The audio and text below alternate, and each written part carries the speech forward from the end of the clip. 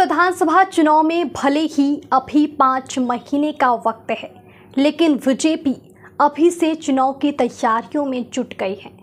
इस बात का अंदाजा इसी बात से लगाया जा रहा है कि पार्टी के बड़े नेता लगातार बिहार का दौरा कर रहे हैं।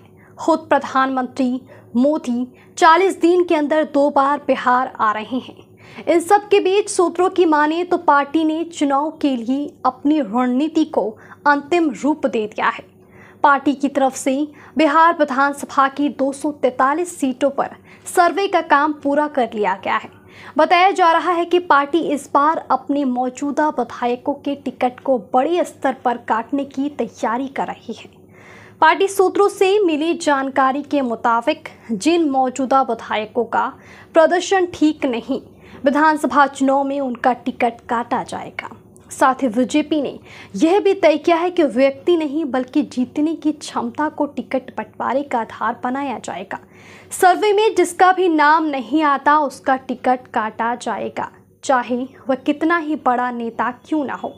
बीजेपी ब्लॉक स्तर पर बैठकें कर रही है। हर सीट पर अपनी ताकत और कमजोरियों का आकलन किया जा रहा है। इसके साथ ही विपक्षी दलों और पाला बदलने वाले नेताओं का भी आकलन किया जा रहा है। सीट दर सीट इसी हिसाब से रणनीति बनाई जाएगी और अपने ऐसे नेताओं की पहचान भी की जा रही है जिनके टिकट नहीं मिलने या अपने मन माफिक उम्मीदवार ना दिए जाने की स्थिति में बगावत करने की आशंकाएं हैं। बीजेपी का लक्ष्य हर हाल में बिहार चुनाव जीतना है। बिहार चुनाव में जीत एनडीए के लिए इसलिए भी जरूरी है क्योंकि महाराष्ट्र की तरह बिहार में भी मजबूत विपक्षी गठबंधन है।